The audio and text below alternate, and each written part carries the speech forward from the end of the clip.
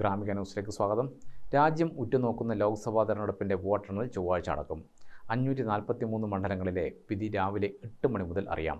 ആന്ധ്രാപ്രദേശ്, ഒഡീഷ നിയമസഭാ തെരഞ്ഞെടുപ്പ് ഫലവും ചൊവ്വാഴ്ചയാണ് പുറത്തുവരിക. വോട്ടെണ്ണലിനായുള്ള എല്ലാ ഒരുക്കങ്ങളും പൂർത്തിയായെന്ന് തെരഞ്ഞെടുപ്പ് കമ്മീഷൻ നേരത്തെ അറിയിച്ചിരുന്നു. കേരളത്തിലെ 20 മണ്ഡലങ്ങളിലെ ജനവിധി അറിയാൻ മലയാളികളും കാത്തിരിക്കുകയാണ്.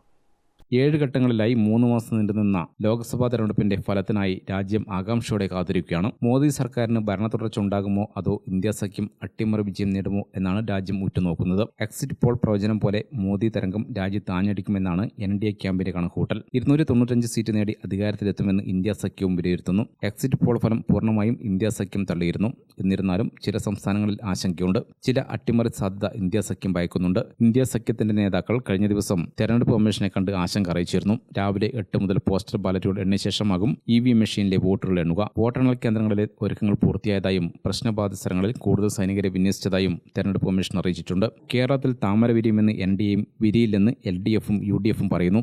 LDF വൻ മുന്നേറ്റമുണ്ടാക്കുമെന്നാണ് അവകാശവാദം. UDF പറയുന്നത് LDFിന്റെ അവകാശവാദം തകരുമെന്നാണ്. എക്സിറ്റ് പോൾ ഫലങ്ങളെ ഇരു മുന്നണികളും തള്ളിയിട്ടുണ്ട്. ഇനി തർക്കങ്ങൾ കേട്ടു നിൽക്കേണ്ടതില്ല. ഇതാ ഫലം നേരിട്ടറിയാൻ നേരമാവുകയാണ്. News desk Gramika.